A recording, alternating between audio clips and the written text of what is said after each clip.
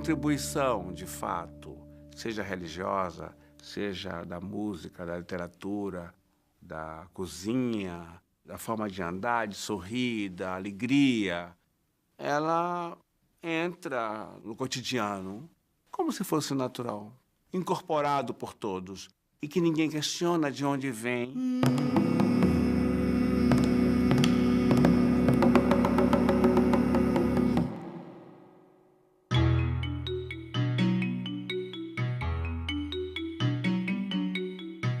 A exposição Negras Memórias, Memórias de Negros, já é, acho que a quinta tentativa de trabalhar com o tema da memória e da contribuição do negro à cultura brasileira. Estou dizendo eu, portanto, Emanuel Araújo, artista, escultor, né?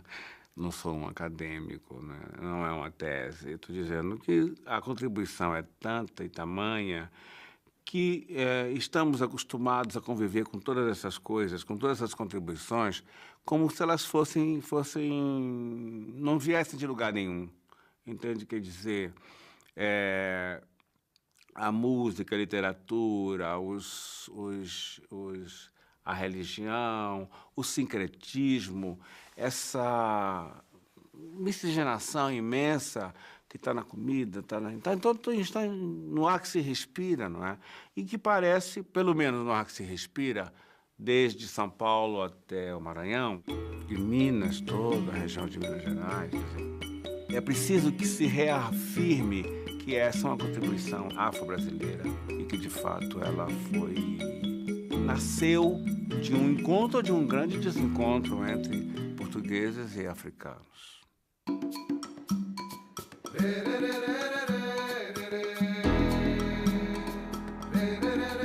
A questão do negro de corpo e alma, que era um contraponto entre o corpo e a alma. Quer dizer, o corpo é um símbolo que pode ser discutido, representado, avacalhado, achincalhado. E a alma, essa sim pertence ao negro, entendeu? Então, essa alma é que ela é realmente grande e generosa, porque é ela que é a chave de todas as questões. A representação do corpo, não, ela fica à mercê do olhar sempre perverso de uma sociedade que discrimina, que achincalha, quer dizer, e que achincalha de uma maneira até sedutora, entende? A exposição tinha também um pouco essa questão da cumplicidade, aliás, essa é uma velha cumplicidade entre brancos e negros, né? Apesar das instituições perversas, e a escravidão é uma delas. O que é interessante é imaginar que um teto de uma igreja, de uma ordem religiosa branca, do século XVIII, de Minas de Ouro Preto, né? Igreja de São Francisco de Assis, de Ouro Preto, pintada por Manuel da Costa Taide. A Madonna, Nossa Senhora Porciúncula, é uma negra, né? Quer dizer, e os anjinhos são todos seus filhos mulatos, era a sua concubina, talvez, né? E ele, quer dizer, então é a audácia disso e a permissão disso, quer dizer, essa permissividade.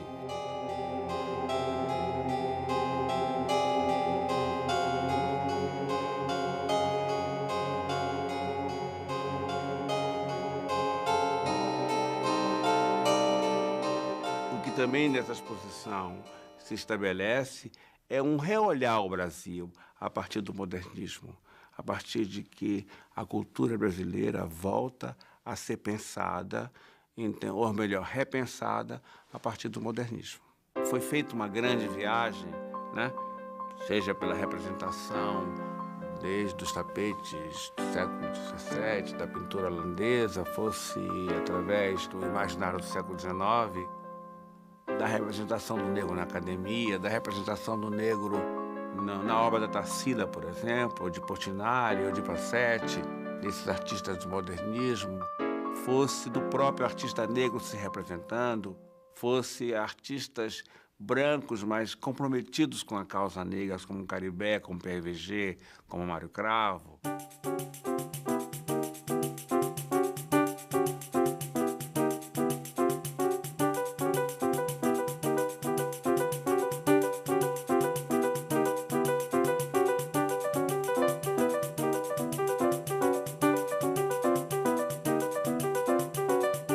não sou um ser politicamente ativo nas questões negras do Brasil. Mas eu trabalho sobre a visão muito poética dessa questão. Poética ou não importa, mas de uma memória. Eu trabalho na questão de uma memória, né? Sobretudo num país cuja memória é muito complexa, né? Quer dizer, nós temos um enorme preconceito, um enorme problema por sermos terceiro-mundistas, né? Por estar no terceiro mundo. E temos um enorme problema, eu acho, de ser portugueses, de ter origem, né, portuguesa. Então, a gente vive sempre lutando contra essas mazelas, digamos, entre aspas. E eu acho que ser negro também é uma delas, né? Ainda não está escrita uma história do Brasil, de fato, ou do negro ou do Brasil. Você tem grandes teses, que as universidades estão cheias de pesquisadores, de autores ou de pensadores, mas em questões isoladas, quer dizer, sem uma história que você, de fato, veja através da linha do tempo essas contribuições e quem de fato, quem negro é e quem de negro foi, e que tipo de significado teve ao longo dessa história, né? Então, quando eu fico pensando, por exemplo, em Teodoro Sampaio, que tem uma rua e tem um município aqui, e tem um colégio que eu estudei, e tem um município também em Salvador, e é baiano, e é negro, né? E foi um secretário de Águas e Esgotos de São Paulo, historiador, um cientista. Meu trabalho caminha um pouco por isso, por escavar essas coisas, por cavar essa memória.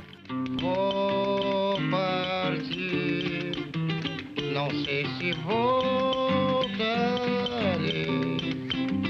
Tu não me queiras mal, hoje é carnaval. A questão dessa cultura material, né, que ao longo do final do século XIX e do começo do século XX, né, e que ela vai sendo desmanchada, né, quer dizer, toda essa iconografia e toda essa cultura material dos candomblés, elas são sempre destruídas através de batidas policiais e que ou destrói completamente o templo ou recupera aquelas obras de arte e elas vão ou para o Instituto Histórico Geográfico ou vão para o Museu de Polícia. Não se esqueça que havia nesse momento uma sistemática ideia de comprovação através de antropologia absolutamente arcaica da inferioridade do negro. Então, todos esses objetos eles serviam como estudo dessa diferença e essa inferioridade.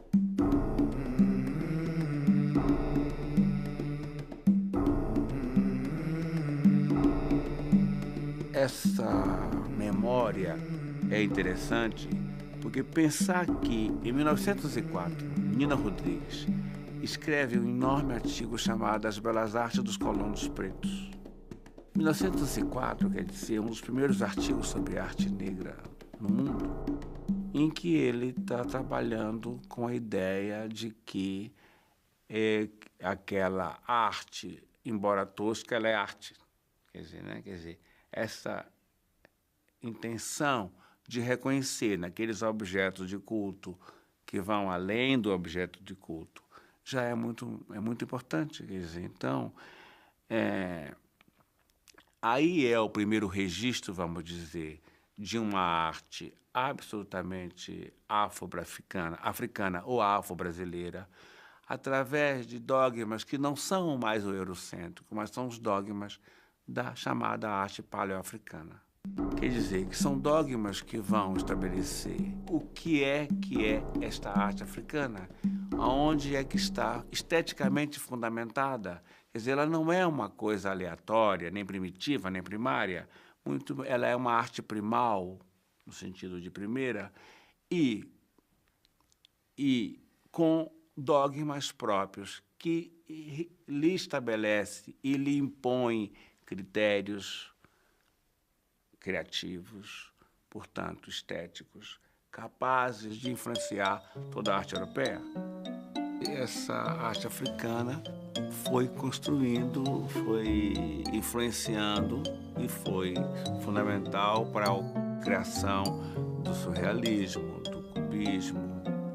Picasso nega um pouco isso, mas Brancusi não pode negar. Quer dizer, o fato, mesmo Picasso, no Mademoiselle d'Avignon, quando ele põe aquelas máscaras, ele, num certo sentido, está propondo uma nova estética no mundo. E quando ele arma toda a questão que vem depois do cubismo, toda a sua articulação geométrica, também ela é africana. Essa grande melange, essa novo expressar do novo mundo, de uma nova linguagem, mas que ela está ligada a um projeto de representação, não mais desse eixo greco-romano. Quer dizer, agora os estudiosos franceses estão estabelecendo que não é mais arte primitiva, e há uma junção do Museu do Homem com o Museu de Arte Africana e Oceania num grande museu de arte primal, ou seja, da arte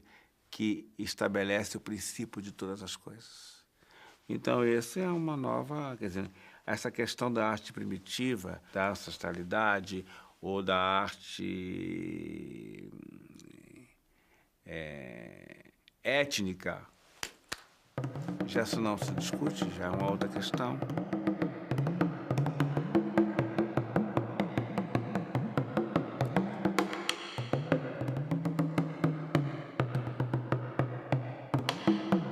Você tem artistas, um artista, por exemplo, tem um imenso sucesso no Brasil, chamado Rubem Valentim, né? Que morreu em 81, 80, Rubem. E Rubem é um artista que faz uma metalinguagem, né, de símbolos desse alfabeto afro-brasileiro, em que ele vai fazer uma representação geométrica quase concreta desses símbolos, ou seja, desses símbolos que são afro-baianos, vamos dizer, né? Do arco de Oxóssi, do Machado de Xangô, da representação do Xaxará, do Pachorô, quer dizer, ele vai representar dos pontos ricados de Macumba, ele através de uma linguagem universal, ele vai representar esses signos. E numa outra direção, há que se falar de mestre Didi, né? Que é um homem, é um sacerdote, um alapilim, do candomblé de Egum, ou seja, do culto dos ancestrais. Então, a sua obra, a sua escultura, uma escultura de diferentes materiais da natureza, e que ele vai construindo, ora, símbolos que estão ligados, de fato, aos deuses africanos, aos orixás. E, ora, ele é um artista que, dentro dos seus fundamentos, seja da ancestralidade, ou seja, de uma estética que volta a ser aquela estética afro ou paleoafricana, e que é inconsciente, né? Ele vai exatamente construir essa sua escultura. Ele é um homem extraordinário, ele tem já mais de 80 anos, e ele é filho de Dona Senhora, que foi uma das grandes mães de santos da Bahia, e do candomblé do Elias Pofongá.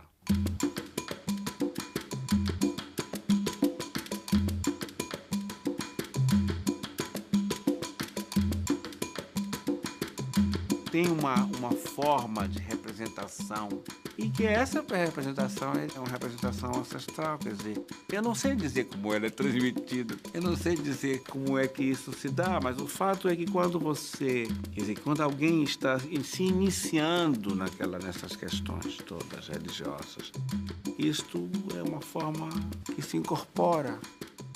Como é que isto acontece? Eu acho que acontece por uma questão muito, muito, muito, muito mais antiga do que a gente pode imaginar.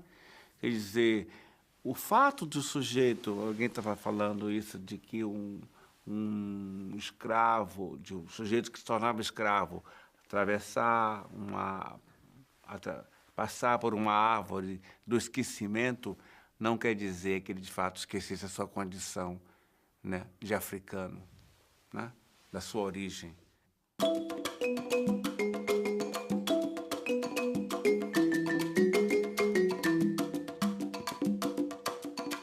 A exposição trabalha com essa questão da memória, de fato, né? Essa foi a forma que eu achei de reverenciar esses grandes personagens, desse grande palco, né? Que é a cultura afro-brasileira ou da cultura brasileira. E, portanto, as homenagens a todas aquelas personalidades, né? Que são tantas e que são nossas de todo dia, de Clementina de Jesus, de Cartola, de Pixinguinha, de Grande Otelo.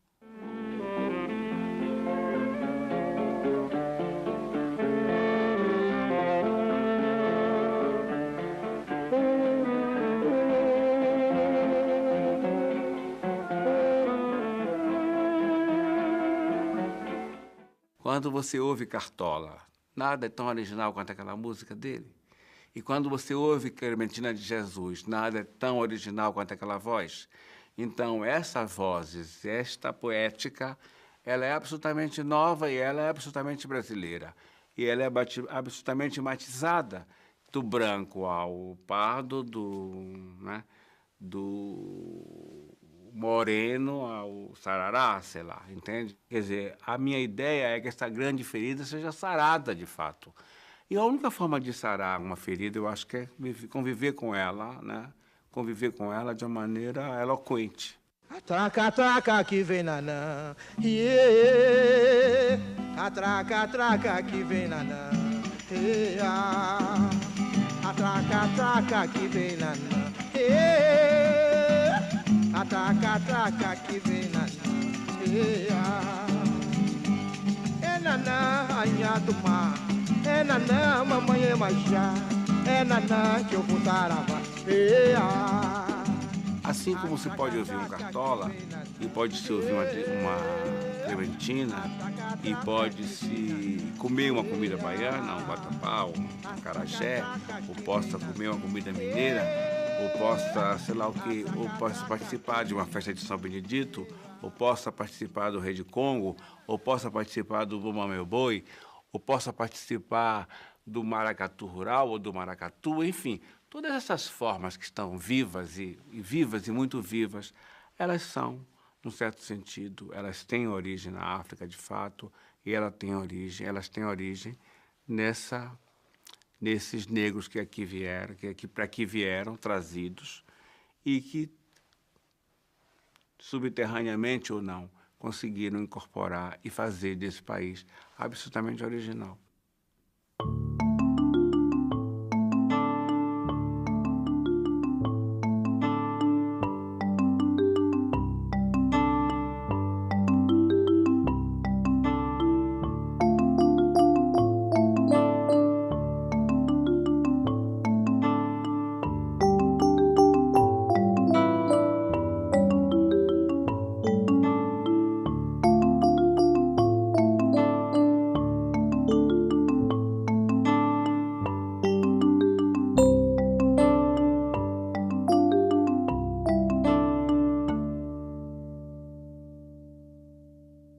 Exposição Negras Memórias, Memórias de Negros, já é, acho que, a quinta tentativa de trabalhar com o tema da memória e da contribuição do negro à cultura brasileira. Estou dizendo eu, portanto, Emanuel Araújo, artista, escultor, né?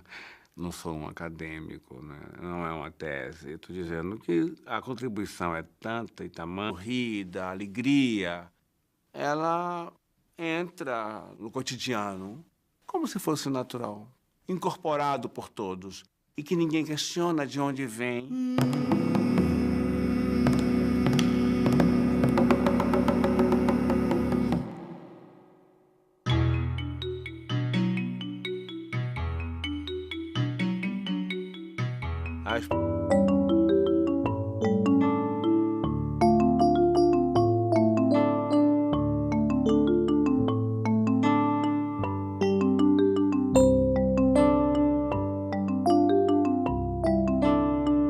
A contribuição, de fato, seja religiosa, seja da música, da literatura, da cozinha, da forma de andar, de sonhar, que estamos acostumados a conviver com todas essas coisas, com todas essas contribuições, como se elas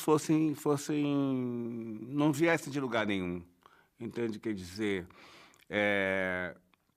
a música, a literatura,